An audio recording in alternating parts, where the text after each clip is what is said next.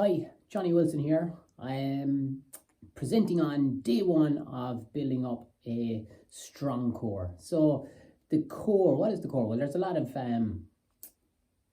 definitions on the core, but in essence, at the front you've got your rectus abdominis, and at the side you've got your external and internal obliques.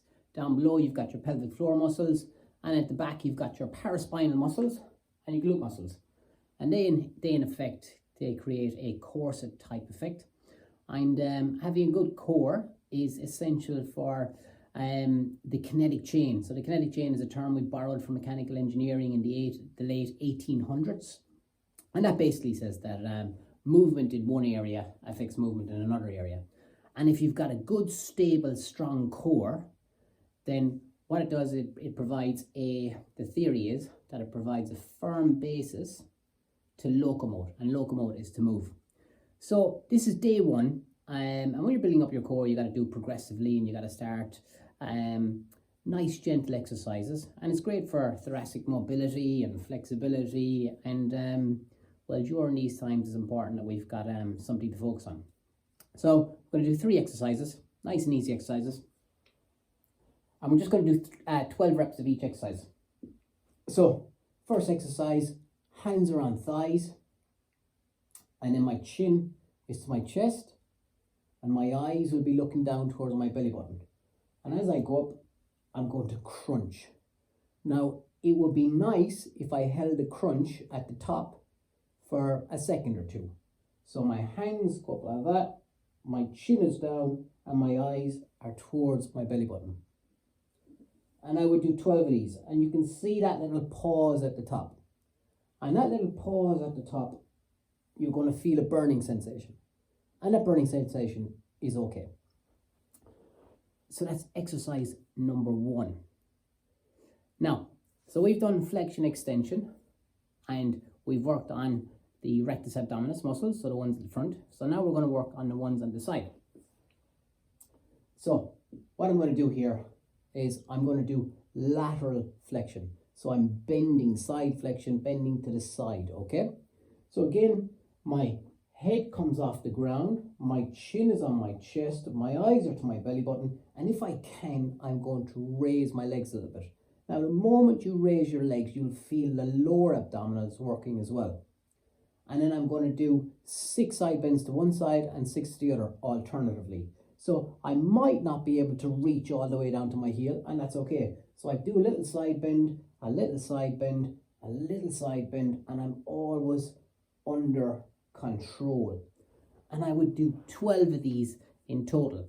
So that's exercise number 2. Now, the lower abdominal muscles are pretty tough to work. So this third exercise is going to get you, it's got more of a bias on the lower abdominal muscles. So what we're going to do is what's called a reverse crunch. So instead of me coming up and using my thoracic flexion extension, we're going to bring our legs down and up. Now, they're pretty tricky exercise because I want to start in this position anyway. Now, if I can't get my hips to 90 degrees, I can start down here. The idea is that I don't arch my back. So I've got to keep my back very close to the ground. And then all that's going to happen is I'm going to see, can I touch my feet off the ground and bring them back up? So my head is on the ground. I want to keep my hands here to make sure that my back doesn't arch up, because that's me losing control. So I want big control around the lumbar, so your back, your lower back, your pelvis, and your hip area. So we call it the lumbo-pelvic hip region. And I just touch my toes down. If I can keep my head down here, that'd even be better. I feel this real strong contraction going through here. So it's an eccentric or lengthening contraction. And then I bring my knees back up to here. And then I bring them down and I see, can I touch my toes on the ground, and all the time maintaining a stable lumbar spine. So I don't want any arching in the lumbar spine.